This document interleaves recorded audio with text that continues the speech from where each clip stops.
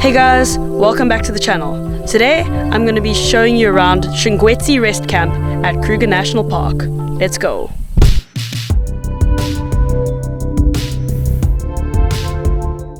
Shingwedzi is situated about 3/4 of the way up in the Kruger National Park. It is a medium-sized camp compared to some of the other camps in the south. It lies on the bank of the Shingwedzi River that is often bustling with wildlife coming down for a drink.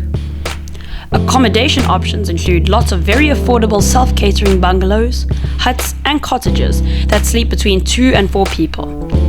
One of the best things is that all of the accommodation options include an aircon, which is absolutely essential in hot weather.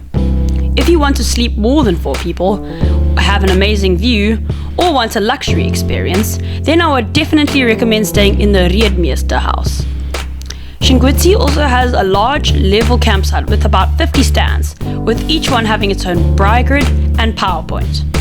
I love the fact that the campsite has a laundromat and a communal kitchenette, as it makes washing clothes and cooking meals very convenient for longer stays. Shingwedzi has all of the facilities needed for the guests to have a comfortable stay. There is a fuel station which has both petrol and diesel, a little shop with a variety of different items.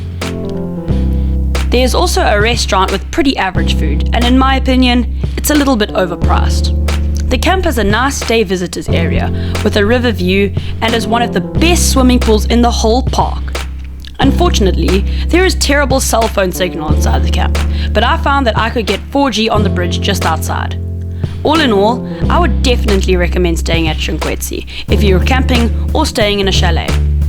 The camp has a very peaceful atmosphere, which is perfect for a relaxing holiday, away from all the other tourists in the south.